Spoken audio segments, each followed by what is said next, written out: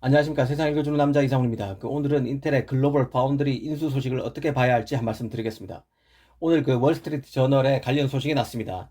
인텔이 글로벌 파운드리 인수에 300억 달러, 원화로 34조 원 가량을 배팅했다는 것입니다.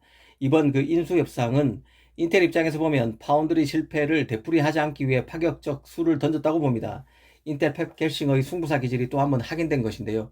하지만 한편으로 이번 인수가 인텔의 파운드리 성공을 보장할지는 여전히 미지수라는 생각에는 변함이 없습니다. 이런 점을 천천히 짚어드리겠습니다. 이번 소식을 비롯해서 1년의 뉴스를 종합해보면 인텔은 확실히 파운드리의 애착을 갖고 있는 것 같습니다. 주력인 CPU 사업이 부진하고 미세공정 진척도 더딘 상황입니다. 그런 만큼 파운드리 사업에 임하는 강호가 과거와는 남다르다는 생각입니다. 실제 인텔의 펩 겔싱어 CEO는 미국 파운드리가 아닌 삼성 TSMC가 미국에 팹을 짓는다고 해서 금융 등 정책적 지원을 미국 정부가 해줘서는 안 된다고 연일 날을 세우고 있습니다. 미국인이 낸 세금이 해외 업체에 흘러 들어가서는 안 된다는 논리입니다. 하지만 겔싱어는 유럽에 가서는 유럽 현지에 팹을 짓는다면서 11조 원의 보조금을 지원해 달라는 이중성을 보이고 있습니다. 인텔은 최근에는 자신의 파운드리인 7나노 공정에서 리스크5 기반 업체이자 스타트업인 사이5의 반도체 IP 포트폴리오를 지원할 것이라고 밝히기도 했습니다.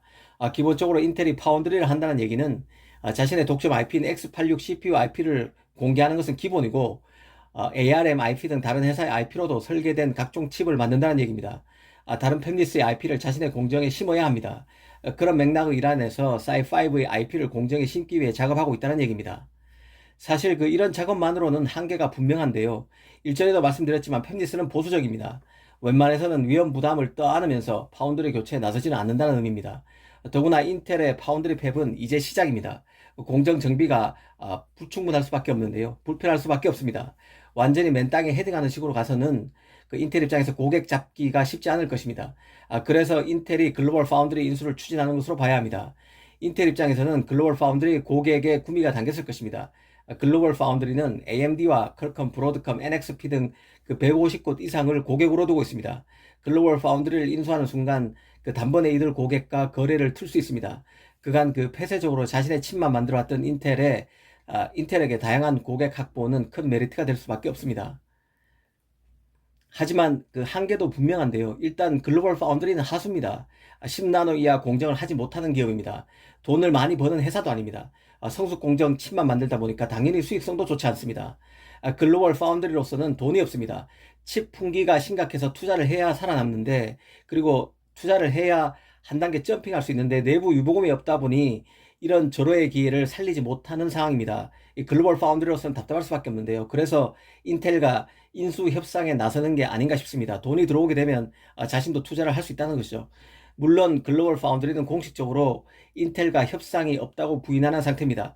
실제 협상이 되고 있는지 아닌지는 좀 더 지켜봐야 한다는 생각입니다. 글로벌 파운드리 입장에서는 인텔과 협상이 잘 안 돼도 IPO라는 대안이 있습니다. 이번엔 인텔 입장에서 한번 보겠습니다. 인텔 입장에서는 글로벌 파운드리를 인수함과 동시에 인수를 하게 되면 파운드리 시장 진입과 동시에 고객을 150여 곳 확보하고 파운드리 노하우도 수혈할 수 있습니다. 하지만 역으로 보면 인텔의 파운드리 사업의 성공 여부도 결국은 미세공정 개발에 달려 있습니다. 미세공정 개발에 실패하면 결국 이번 인수가 용케 성공해서 글로벌 파운드리를 품에 안더라도 고객 확보의 의미가 사라집니다. 첨단 칩 수주로 연결될 고리가 사라지기 때문인데요. 만약 이번에 퀄컴이라는 글로벌 파운드리를 인수해서 퀄컴이라는 고객을 잡게 됐다고 생각해 보겠습니다.